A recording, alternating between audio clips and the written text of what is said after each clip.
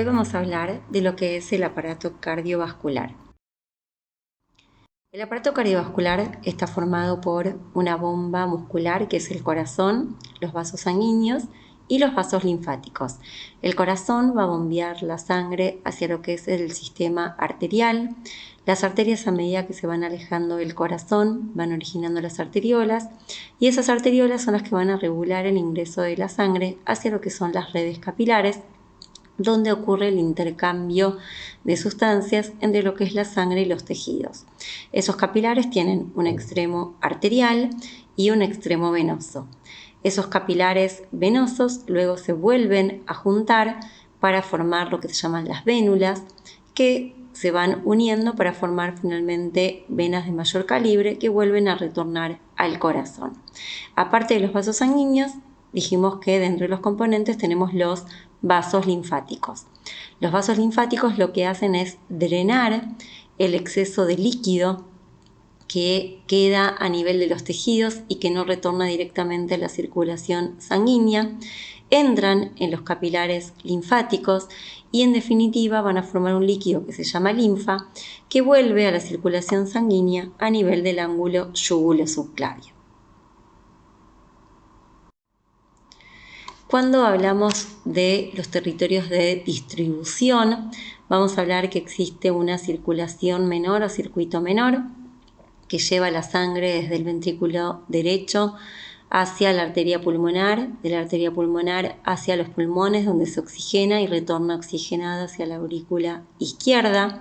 Y después vamos a tener un circuito mayor o circulación mayor, en el cual la sangre va a ser bombeada desde el ventrículo izquierdo hacia la aorta. Esa sangre se va a distribuir por el resto de los órganos del cuerpo y va a retornar por las venas cavas hacia la aurícula derecha. Como ya dijimos, dentro de los componentes del sistema cardiovascular tenemos los vasos linfáticos que se ven en el dibujo, que van a estar dibujados en verde.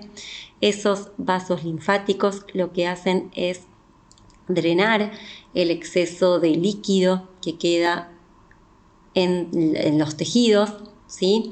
Generalmente esos capilares linfáticos lo que hacen es drenar moléculas grandes como algunos lípidos, algunas proteínas, porque son más permeables que los capilares sanguíneos. Esos vasos linfáticos, como dijimos, van a retornar a la circulación sanguínea a nivel de los ángulos yúgulo-subclavios, pero esa linfa en su camino de retorno a la circulación sistémica va a atravesar distintas regiones ganglionares, donde esa linfa se va a filtrar, y si hay algún antígeno que está circulando por la linfa va a quedar retenido a nivel de los ganglios linfáticos y no va a ingresar en lo que es la circulación sanguínea. En cuanto a las funciones del aparato cardiovascular, vamos a ver que muchas funciones se van a relacionar con la sangre, ¿sí?, que circula por el interior de los vasos sanguíneos, y muchas de las funciones se van a relacionar obviamente con los órganos que reciben la irrigación. Obviamente que la sangre y el aparato cardiovascular va a estar relacionado con lo que es el intercambio gaseoso a nivel de lo que son los pulmones, y en el intercambio de sustancias a nivel de los tejidos.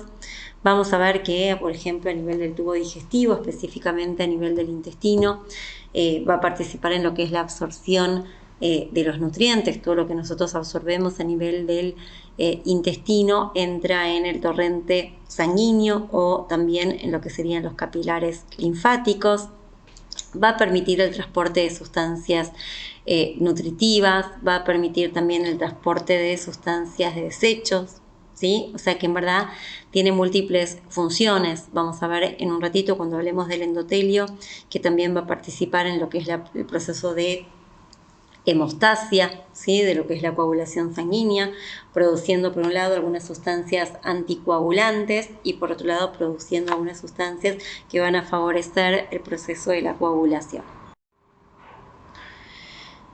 Vamos a hablar del corazón. Dijimos que el corazón es una bomba muscular. Si nosotros vemos el corazón, es un órgano hueco, está formado por 4 cavidades: la aurícula derecha, el ventrículo derecho, la aurícula izquierda y el ventrículo izquierdo. La aurícula derecha y la aurícula izquierda están separadas por un tabique que se llama tabique interauricular y los ventrículos están separados por un tabique que se llama tabique interventricular. Entre las aurículas y los ventrículos hay válvulas que permiten el flujo unidireccional de la sangre y entre los ventrículos y los grandes vasos también va a haber válvulas que van a permitir que la sangre sea expulsada de los ventrículos hacia los grandes vasos y evitan que esa sangre refluya nuevamente hacia los ventrículos. Cuando nosotros miramos la pared del corazón, como es un órgano hueco, siempre vamos a describir desde la capa más interna, o sea, la que va a estar en contacto con la cavidad cardíaca hacia afuera, y las capas son el endocardio, que es la capa más interna, la capa central, que es el miocardio, formada por el músculo estriado cardíaco, y la capa más externa, que es el epicardio. Acá vemos un dibujito de lo que sería la pared del corazón, donde dijimos que la capa más interna es el endocardio, la capa central, que es la que ocupa la mayor parte del espesor de la pared cardíaca, es el miocardio, y la capa más externa, que es el pericardio visceral o epicardio. Recordemos que el corazón está dentro de lo que se llama la cavidad pericárdica, ¿sí? Esa cavidad pericárdica va a estar delimitada por el pericardio, que tiene una hoja visceral, que es justamente el epicardio, y una hoja parietal. En los preparados, la hoja parietal no se ve, se desprende, y esa hoja parietal no se considera parte de la pared cardíaca, en cambio sí se considera parte de la pared lo que es el pericardio visceral o el epicardio. Vamos a ir describiendo cada una de las capas del corazón. Dijimos que la capa más interna es el endocardio. El endocardio va a estar formada por un endotelio, que como sabemos es un epitelio plano simple. Ese endotelio se va a apoyar sobre una membrana basal y por debajo del endotelio vamos a tener lo que se llama el subendotelio, formado por tejido conectivo denso, fibras elásticas y aisladas células musculares lisas. Por debajo del subendotelio vamos a tener lo que es el subendocardio. El subendocardio va a estar formado por tejido conectivo laxo, vasos, nervios de pequeño calibre y vamos a encontrar a un componente del sistema de conducción de impulsos cardíacos que se llaman fibras de Purkinje, que son estas que se visualizan acá en la imagen. Entonces tenemos lo que sería el endotelio, el subendotelio y el subendocardio con las fibras de Purkinje. La capa central de la pared del corazón es la que va a ocupar la mayor parte de la pared y es el miocardio. Recordemos que el miocardio va a estar formado por músculo estriado cardíaco. Las células son células alargadas, son ramificadas, presentan uno o a lo sumo dos núcleos de ubicación central, presentan en el citoplasma estriaciones transversales. Son células que se unen entre sí mediante estructuras características que se llaman discos intercalares, donde va a haber uniones intercelulares, como por ejemplo uniones de tipo desmosoma, fascia adherens y uniones nexo, que permiten que se comporte como un sincicio funcional. Y justamente la función del miocardio va a ser la contracción para permitir el bombeo de la sangre con alta presión hacia lo que es el sistema arterial. Y por último vamos a tener la capa más externa, que ya dijimos que era el epicardio o pericardio visceral. El epicardio va a estar formado por un mesotelio, que es un epitelio plano simple, y un tejido conectivo submesotelial. En ese tejido conectivo submesotelial vamos a encontrar también tejido adiposo y lo que vamos a encontrar son los vasos coronarios, ¿sí? Y también los nervios coronarios. Entonces es frecuente encontrar vasos de gran calibre, como este que se visualiza acá en la imagen, a nivel de lo que es el epicardio. En cuanto a lo que es la hoja parietal del pericardio, ya dijimos que no se considera parte de la pared cardíaca, pero la estructura es muy similar a lo que es el epicardio, tiene mesotelio y un tejido conectivo submesotelial obviamente que no tiene ni vasos ni nervios coronarios. Aparte de las 3 capas del corazón, dentro de lo que es el corazón hay regiones que van a estar formadas por tejido conectivo denso, que forman lo que se llama el esqueleto fibroso. Este esqueleto fibroso va a estar formado por lo que son los anillos fibrosos, que son anillos que rodean los orificios valvulares donde se van a insertar las valvas. Después vamos a tener lo que son los trígonos fibrosos, que son bandas de tejido conectivo que conectan los anillos fibrosos entre sí. Vamos a tener al tabique interventricular, a lo que se llama la porción intramembranosa del tabique interventricular. El tabique que separa ambos ventrículos va a estar formado principalmente por tejido muscular, pero hay una pequeña porción con un origen embriológico distinto, que se llama porción intramembranosa y va a estar formada por tejido conectivo. Y en la porción intramembranosa del tabique interventricular vamos a encontrar lo que se llama el haz de His, que es parte del sistema de conducción. Y después, formando parte del esqueleto fibroso, vamos a tener lo que son las cuerdas tendinosas, que vamos a ver que forman parte de lo que es el aparato valvular. ¿Qué funciones va a tener el esqueleto fibroso? Por un lado, sirve como zona de fijación para el miocardio. Por otro lado, va a permitir la inserción de las válvulas. Y también va a funcionar como un aislante eléctrico. El tejido conectivo, al no ser un tejido conductor como lo es el tejido muscular, permite que los impulsos eléctricos no se dispersen de manera desorganizada hacia cualquier parte de lo que es la pared cardíaca. Acá tenemos una imagen de lo que sería el aparato valvular, donde vamos a tener los anillos fibrosos, donde se van a insertar las valvas.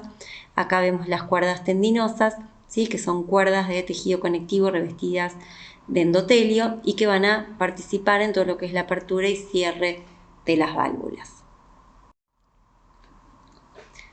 Ya dijimos que entre aurículas y ventrículos teníamos válvulas y que también las teníamos en el tracto de salida de los ventrículos, justamente para permitir que la sangre dentro del corazón siempre siga una dirección y evite el reflujo hacia de ventrículos a aurículas o desde los grandes vasos hacia los ventrículos.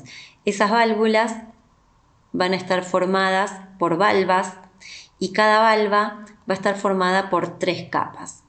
La capa que mira hacia las aurículas, ¿sí? Que sería esta zona que vemos acá, obviamente revestida de endotelio. Esa capa auricular va a estar formada por tejido conectivo denso no modelado. En el medio vamos a tener una capa que se llama capa esponjosa, formada por tejido conectivo laxo, fibras elásticas, fibras colágenas y gran cantidad de proteoglucanos. Y mirando hacia los ventrículos vamos a tener la capa fibrosa, formada por tejido conectivo denso no modelado y obviamente también en la parte que está en contacto directo con la cavidad ventricular va a estar revestida por endotelio. Estas valvas son avasculares y se van a nutrir directamente de la sangre que las golpea justamente para abrir estas válvulas.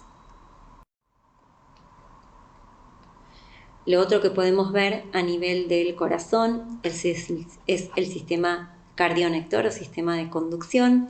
El sistema de conducción inicia y regula la contracción cardíaca en una secuencia adecuada.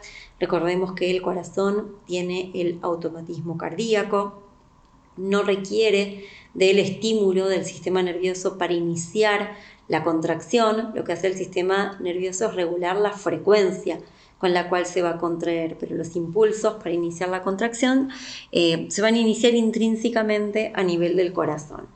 El sistema de conducción de impulsos se inicia a nivel de lo que se llama el nódulo sinusal. Ese nódulo está ubicado cerca de la desembocadura de la vena cava superior y tiene una ubicación subepicárdica. Se considera el marcapaso cardíaco, es el que va a marcar la frecuencia cardíaca normal.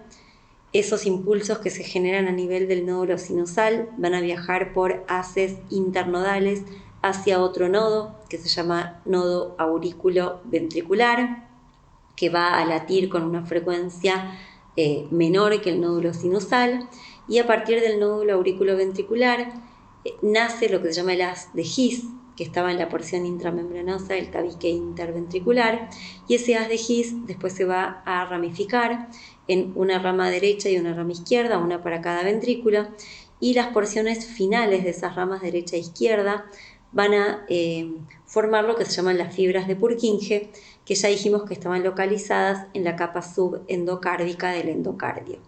Todo el sistema de conducción de impulsos va a estar formado por músculo estriado cardíaco. No es tejido nervioso, es músculo estriado cardíaco. Pero si visualizamos las fibras de Purkinje, vemos que tienen características histológicas distintas a las células del miocardio tradicional. Las fibras de Purkinje son fibras de mayor calibre, el núcleo es central, redondeado, pero como es tan grande la célula, muchas veces el núcleo puede no quedar comprometido en el corte. Estas células tienen menor cantidad de miofibrillas que se suelen ubicar en lo que es la parte periférica de la célula y tienen mayor contenido de glucógeno, por lo tanto se van a ver con una tinción mucho más pálida que las células del miocardio tradicional. Acá tenemos de vuelta una imagen animada del sistema de conducción de impulsos, donde vemos que el impulso se inicia a nivel del nódulo sinusal, viaja por los haces internodales hacia el nódulo auriculoventricular, luego por el haz de His, rama derecha e izquierda, y finalmente llega a la pared de los ventrículos por las fibras de Purkinje.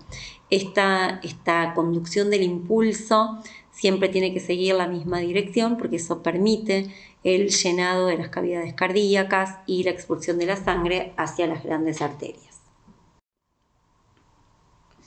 En cuanto a lo que es la circulación coronaria, el corazón va a recibir la sangre de las arterias coronarias derecha e izquierda, que son las primeras ramas de la aorta ascendente. Esas arterias van a originar capilares y esos capilares van a formar venas que van a desembocar en lo que es el seno coronario, que desemboca directamente en lo que es la aurícula derecha.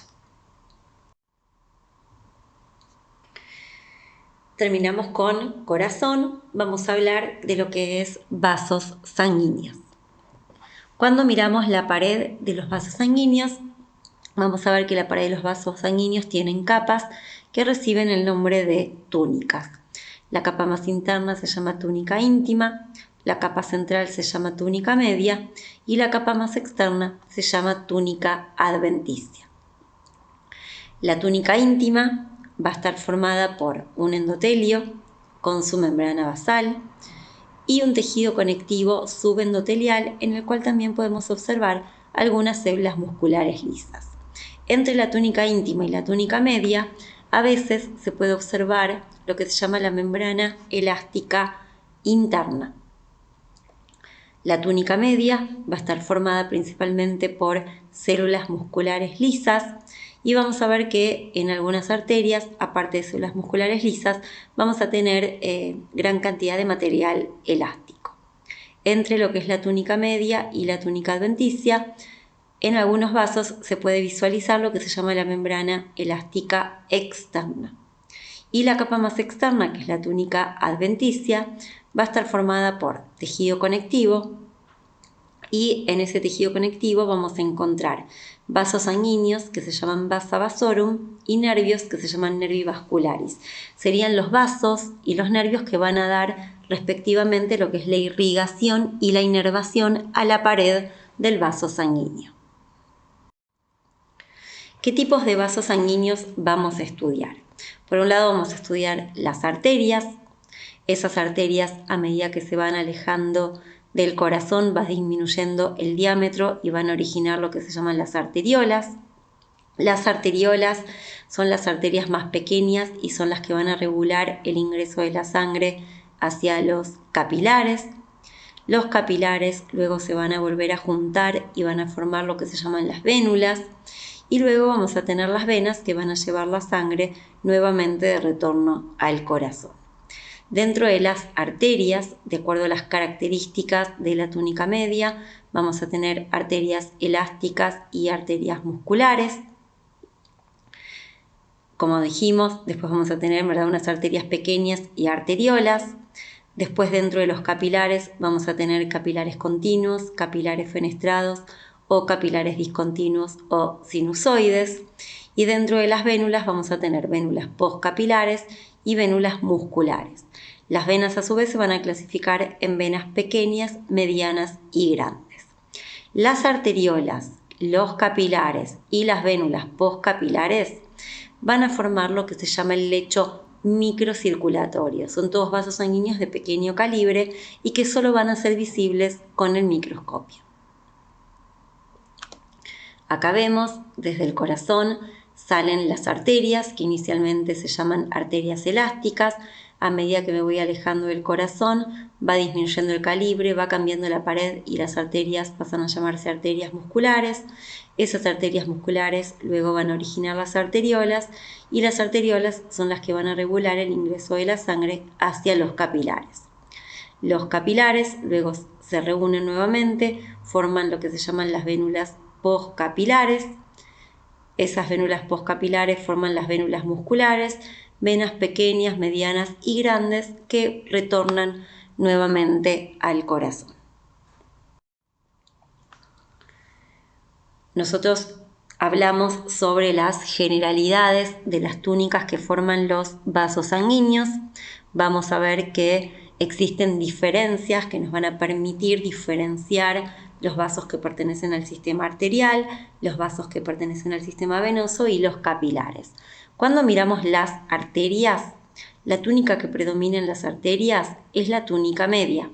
En cambio, cuando vemos las venas, la túnica que predomina en las venas va a ser la túnica adventicia. Y cuando vemos los capilares, vamos a ver que los capilares no tienen todas las túnicas, solamente van a estar formados por endotelio y membrana basal. Carecen de túnica media y de túnica adventicia.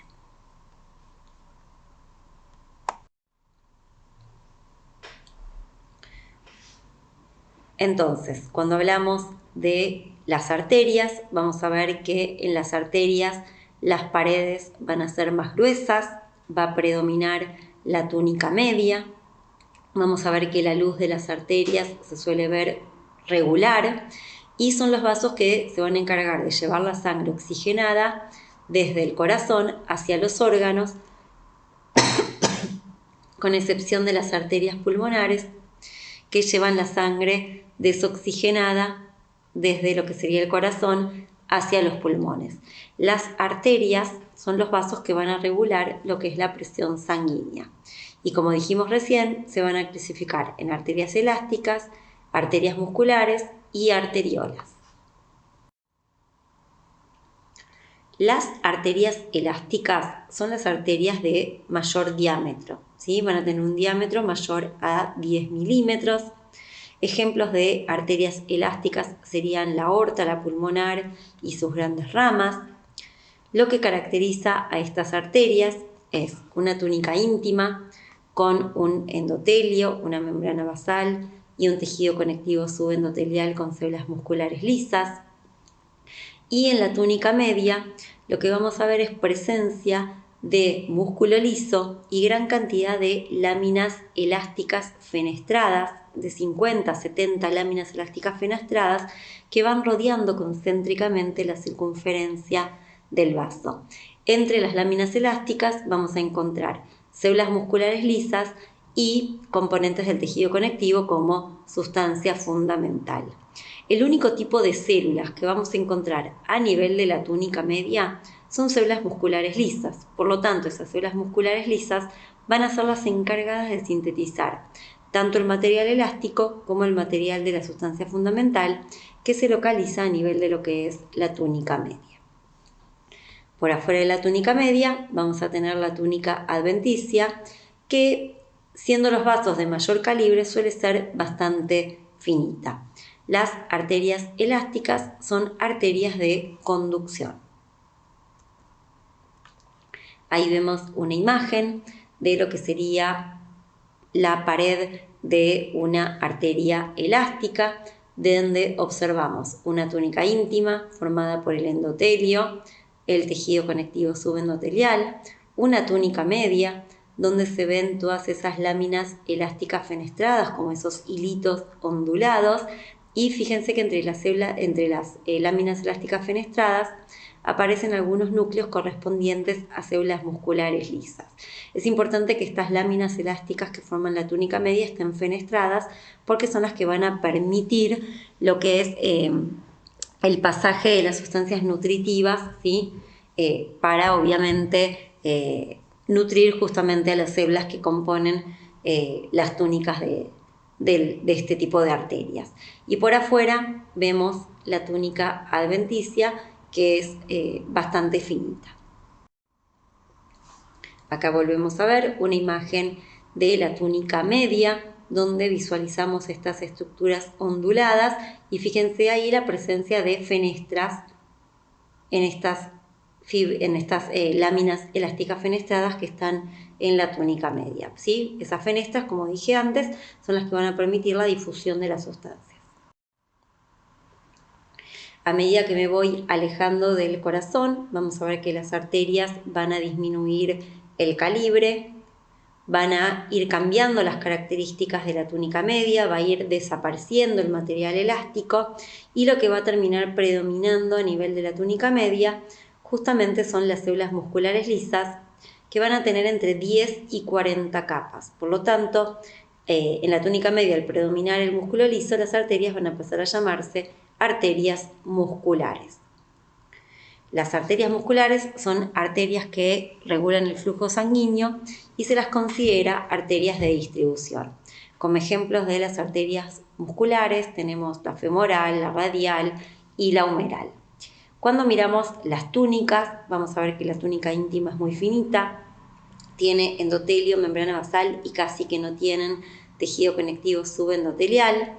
En las arterias musculares, entre la túnica íntima y la túnica media, se observa bien lo que es la membrana elástica interna, como una estructura ondulada y refringente. Después, como dijimos, va a predominar la túnica media, la presencia de células musculares lisas, y la túnica adventicia, que suele ser un poco más gruesa que en las arterias elásticas. Acá vemos una imagen de una arteria muscular donde se ve una íntima muy finita, donde vemos células endoteliales. Esta estructura ondulada y refringente es la membrana elástica interna, ¿sí? Fíjense que casi no tiene tejido conectivo subendotelial y pareciera que las células endoteliales están apoyadas sobre la membrana elástica interna. Luego vemos la túnica media con varias capas de células musculares lisas, y por afuera la túnica adventicia. Se puede visualizar la membrana elástica externa, pero siempre es más discontinua y menos visible que la interna. Acá volvemos a ver imagen de lo que es una arteria muscular, donde vemos una túnica íntima muy finita, una membrana elástica interna bien visible y ondulada, la túnica media con varias capas de células musculares lisas y la túnica adventicia. Nos seguimos alejando del corazón, vamos a ver que las arterias musculares cada vez se van a ir haciendo más chiquititas y van a formar lo que se llaman las arterias pequeñas. Esas arterias pequeñas poseen en la túnica media de 4 a 10 capas de músculo liso, y todavía podría llegar a ser visible lo que es la membrana elástica interna. O sea que cuando las visualizamos son muy parecidas a las arterias musculares, pero con menor capas de músculo a nivel de la túnica media y obviamente con un diámetro mucho más pequeño. Esas arterias pequeñas pues van a originar lo que son las arteriolas. Fíjense que las arteriolas son vasos sanguíneos muy pequeños, tienen un diámetro menor a 100 micrones. Característicamente en la túnica media van a tener de 2 a 3 capas de músculo liso. Existe todavía una más pequeña que se llama metaarteriola, que tiene solo una capa de células musculares lisas. Y las arteriolas son muy importantes porque son las que van a regular la entrada de la sangre hacia los capilares y por lo tanto van a regular la presión sanguínea, y se los llama vasos de resistencia. Acá vemos la imagen de las arteriolas, Fíjense que los núcleos de las células endoteliales se observan redonditos y protuyendo hacia la luz y vemos únicamente 3 capas de células musculares lisas. ¿Sí? Acá fíjense que ya es muy difícil de visualizar adventicia, que se mezcla justamente con todo el tejido de alrededor, y tampoco visualizamos correctamente las membranas elásticas. Acá vemos más imágenes de las arteriolas, ¿sí? Donde visualizamos los núcleos de las células endoteliales redondeados y protuyendo hacia la luz, y vemos que en la túnica media solo hay 2 o 3 capas de células musculares lisas. Recordemos que a nivel de las arteriolas se inicia lo que se llama el lecho microcirculatorio. Luego de las arteriolas vienen los capilares. Habíamos dicho que los capilares no tienen todas las túnicas, solo tienen endotelio, membrana basal y a lo sumo pueden tener asociada una célula que se llama pericito.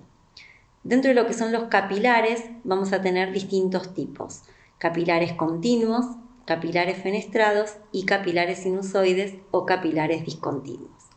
Los capilares continuos se caracterizan porque tienen un endotelio continuo, donde las células frecuentemente van a estar unidas entre sí mediante uniones oclusivas, y rodeando el endotelio vamos a tener una membrana basal que también va a ser continua. Como dijimos, los capilares pueden tener otra célula por afuera que se llama pericito, que está incluida dentro de lo que sería la membrana basal. Los pericitos son células madre que pueden diferenciarse a células endoteliales y a células musculares lisas. De hecho, se reconocen dentro del pericito filamentos de actina, por lo tanto podrían regular el flujo sanguíneo de los capilares. Los capilares continuos los vamos a encontrar en órganos como el músculo, el pulmón y también a nivel del sistema nervioso central. Los capilares fenestrados son capilares que tienen en el endotelio pequeñas aberturas, ¿sí? Tienen fenestraciones a nivel del endotelio, pero la membrana basal sigue siendo continua. Entonces tengo agujeros en el endotelio y una membrana basal continua. Van a permitir mayor intercambio que los capilares continuos, pero esas aberturas que hay entre las células endoteliales son lo suficientemente pequeñas como para evitar que algún elemento forme de la sangre salga de los capilares. ¿Dónde vamos a encontrar capilares fenestrados? En intestino, en riñón, en la vesícula biliar, en glándulas endócrinas. Y por último vamos a tener lo que son los capilares discontinuos, también llamados capilares sinusoides. Estos capilares van a tener el diámetro un poco más grande que el resto de los capilares. Tienen una pared donde hay fenestraciones tanto en el endotelio como en la membrana basal, o sea que tanto el endotelio como la membrana basal son discontinuos, y justamente al tener una pared casi inexistente muchas veces, se van acomodando, ¿sí?, en los órganos dentro de los que están este tipo de capilares, y por eso es que tienen este trayecto como tortuoso y se los llama sinusoides. Estos capilares sí pueden permitir la salida de elementos formes desde lo que es la luz del vaso sanguíneo hacia los tejidos, y los vamos a encontrar en el vaso, formando lo que se llaman los sinusoides esplénicos, en el hígado también, ¿sí?, formando los sinusoides hepáticos, y a nivel de la médula ósea. Entonces, los capilares son los vasos más pequeños, fíjense que tienen un diámetro menor a 10 micrones, solo entran 1 o 2 glóbulos rojos en la luz del capilar. Como ya dijimos, solo tienen endotelio y membrana basal en su pared, y pueden tener asociados los pericitos. Son vasos de baja presión sanguínea y son los vasos de intercambio. Generalmente los capilares van a formar redes, ¿sí?, y esas redes van a tener mayor densidad en tejidos y órganos más activos desde el punto de vista metabólico, y en los tejidos menos activos van a tener redes capilares menos desarrolladas. Como dijimos, los capilares solo tienen endotelio y membrana basal. Vamos a ver que el endotelio no es simplemente un revestimiento epitelial, sino que las células endoteliales forman todo un órgano muy importante y que cumple múltiples funciones. Por un lado, obviamente que el endotelio va a ser una barrera de permeabilidad selectiva, ¿sí? Va a permitir o no que muchas sustancias que circulan en el interior del torrente sanguíneo salgan hacia los tejidos. Por lo tanto, muchas veces algunas moléculas van a necesitar de algunas proteínas transportadoras, otras van a poder difundir libremente por el citoplasma, o sea, por la membrana y por el citoplasma de la célula endotelial, sobre todo moléculas muy pequeñas o moléculas liposolubles. Por eso es importante para lo que es el intercambio. Vamos a ver también que las células endoteliales tienen una intensa actividad secretora, sobre todo van a secretar moléculas con efecto parácrino, o sea, moléculas que van a actuar ya sea sobre las células endoteliales vecinas o sobre las células musculares lisas que están por debajo en las túnicas medias. Van a producir sustancias anticoagulantes como la heparina y la prostaciclina, sustancias vasodilatadoras como el óxido nítrico, sustancias vasoconstrictoras como la endotelina 1, y ya vamos a hablar de la enzima convertidora de angiotensina, que la vamos a ver cuando veamos renal.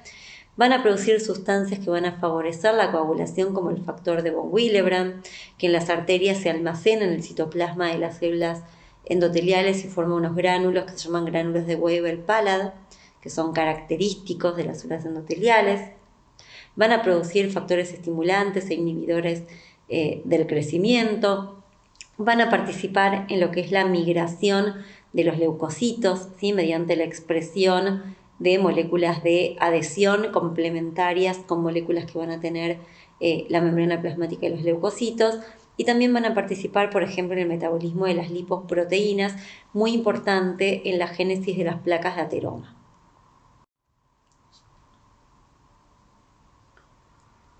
En cuanto, la continuidad de lo que serían los vasos sanguíneos, dijimos que luego de los capilares van a venir las venas.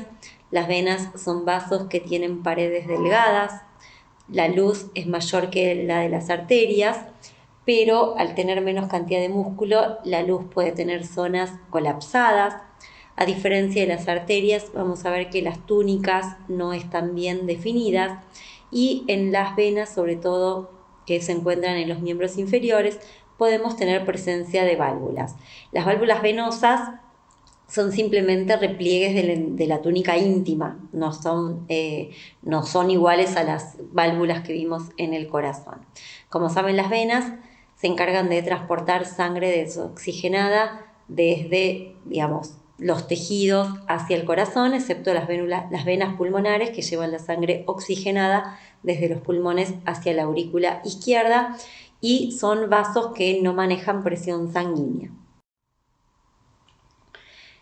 Dentro de lo que son las venas, las vamos a clasificar en vénulas, que podemos tener vénulas postcapilares y vénulas musculares.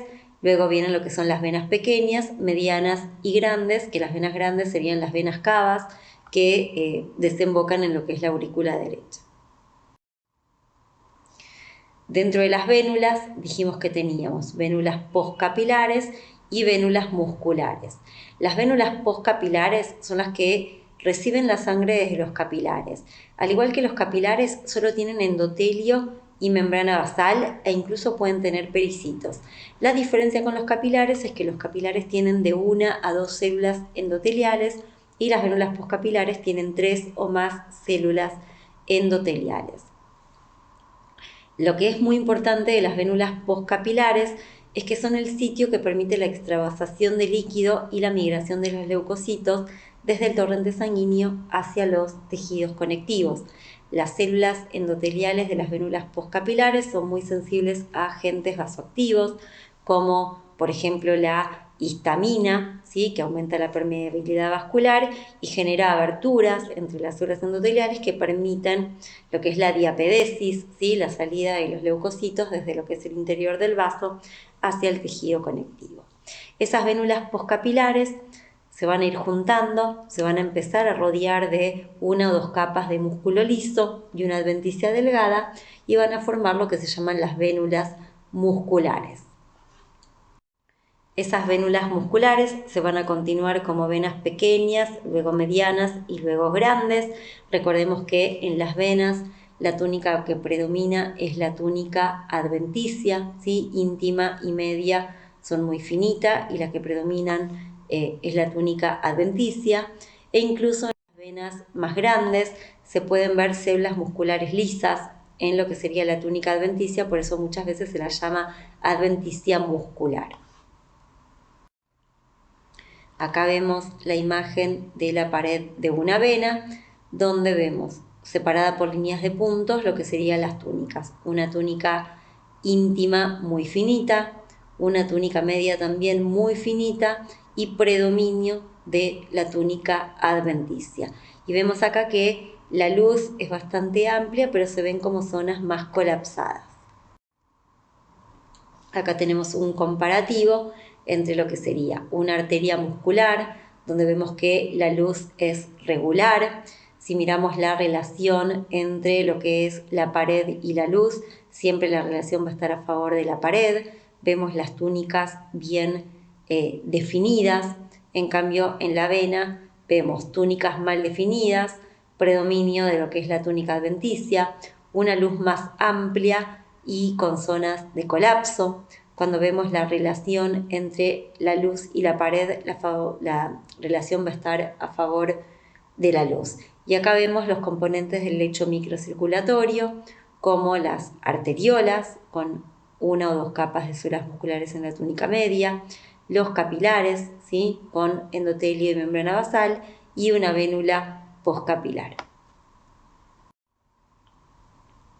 Acá nuevamente vemos las diferencias entre lo que sería la arteria y la vena. Recordemos que la arteria se ve redondeada y las venas se pueden ver más alargadas o ovaladas, que la luz de la arteria, si bien es regular, se puede ver un poco estrellada por la presencia de músculo, y la luz de la vena es lisa, que la relación entre la luz y la pared en las arterias está a favor de la pared y en las venas está a favor de la luz, que la túnica que predomina en las arterias es la túnica media y en las venas la túnica adventicia. Esto lo vimos cuando vimos las arteriolas, que los núcleos de las células endoteliales en las arterias se suelen ver redondeados y protuyendo hacia la luz, y en la vena los núcleos de las células endoteliales se ven alargados y los núcleos de las células musculares se ven ahusados o alargados en ambas.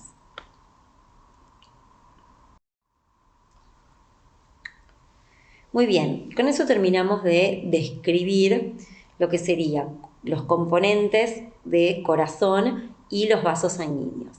Vamos a ver ahora que existen algunas circulaciones especiales. Por ejemplo, lo que son las anastomosis arteriovenosas.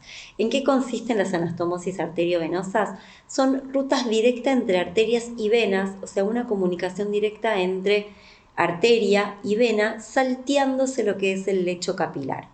Las anastomosis arteriovenosas son abundantes en la piel de las extremidades, o sea, punta de los dedos de las manos y de los pies, en los labios, en las orejas, en la punta de la nariz y en el tejido eréctil del pene. Entonces la sangre va a pasar rápidamente desde lo que serían las arterias hacia las venas, salteándose lo que es el lecho capilar.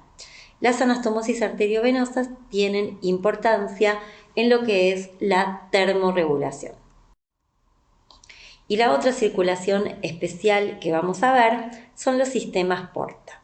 Acá vemos lo que sería una circulación normal, donde vemos que la arteriola origina el extremo arterial de los capilares, se continúan con el extremo venoso y los capilares originan las vénulas. Eso sería la circulación habitual. En los sistemas porta vamos a ver que van a estar formados por dos redes capilares con un vaso interpuesto. O sea que es la sangre que se va a intercambiar en dos oportunidades antes de volver a la circulación sistémica. Entonces vamos a tener una arteriola que va a originar capilares. Esos capilares van a volver a originar un vaso sanguíneo que se va a volver a capilarizar y luego va a formar una vénula y vena que van a retornar el corazón. Entonces, la definición del sistema porta serían dos redes capilares con un vaso interpuesto. Hablamos de un plexo capilar primario y un plexo capilar secundario separados por un vaso. Si el vaso que separa los plexos capilares es una arteriola, hablamos de sistemas porta arteriales. Y si el vaso que separa las dos redes capilares es una vena o una vénula, hablamos de sistemas porta venosos. ¿Dónde vamos a encontrar sistemas porta? Sistema porta arterial lo vamos a encontrar a nivel del riñón. Y sistemas portavenosos vamos a tener el sistema porta hepático y el sistema porta hipotálamo hipofisario. Entonces tenemos dos sistemas portavenosos y un sistema porta arterial. Acá vemos las distintas circulaciones, ¿sí? Lo que sería la circulación normal, desde el corazón, arterias, arteria pequeña, arteriola, capilares, vénulas, venas que llevan nuevamente la sangre hacia el corazón. Vemos sistemas porta, donde vemos que del corazón salen las arterias, ¿sí? Se alejan del corazón, originan las arteriolas originan capilares y esos capilares originan un vaso que vuelve a capilarizarse y recién forma venas que retornan al corazón. Entonces la sangre se intercambia primero en el plexo capilar primario y luego en el plexo capilar secundario antes de retornar a la circulación sistémica. Y después, por último, tenemos lo que son las anastomosis arteriovenosas, donde hay una comunicación directa entre arterias y venas, salteándose lo que es el lecho capilar. Y para finalizar, vamos a hablar de lo que es el sistema linfático. El sistema linfático va a tener, por un lado, capilares linfáticos. Esos capilares linfáticos después se van a juntar y van a formar vasos linfáticos de mayor calibre. Y esos vasos linfáticos luego van a formar lo que son los vasos linfáticos principales, que se llama conducto torácico, y el conducto linfático derecho, que desembocan a nivel del ángulo yugulo-subclavio. Como dijimos, el sistema linfático es el encargado de drenar el exceso de líquido que queda a nivel de los tejidos, luego que se da el intercambio de sustancias entre lo que es la sangre y el torrente sanguíneo, y que esa linfa que se forma antes de retornar al sistema circulatorio va a pasar por lo que son los ganglios linfáticos o linfonódulos para poder filtrarse y de una manera limpiarse, y que si hay algún antígeno circulante, ese antígeno no ingrese en lo que es el torrente sanguíneo. En cuanto a lo que es la estructura de los capilares y los vasos linfáticos, son más permeables que los capilares sanguíneos, por lo tanto permiten el transporte de moléculas de mayor tamaño, como pueden ser lípidos y proteínas, que son parte de los componentes de la linfa, ¿sí? La membrana basal en los capilares linfáticos suele estar ausente o ser discontinua. Puede haber válvulas, ¿sí? Que, permiten el flujo unidireccional de la linfa, y esos capilares linfáticos luego se van a ir juntando, formando vasos linfáticos de mayor calibre hasta formar lo que serían los vasos linfáticos principales, ¿sí? Acá tenemos de vuelta todo lo que es el sistema linfático, y acá vemos, ¿sí?, cómo desembocan en el ángulo yugulo-subclavio, ¿sí?, lo que sería el conducto torácico y el conducto linfático derecho. O sea que esa linfa, ese exceso de líquido que se drena desde los tejidos, vuelve al torrente circulatorio, siendo antes filtrada por los ganglios linfáticos.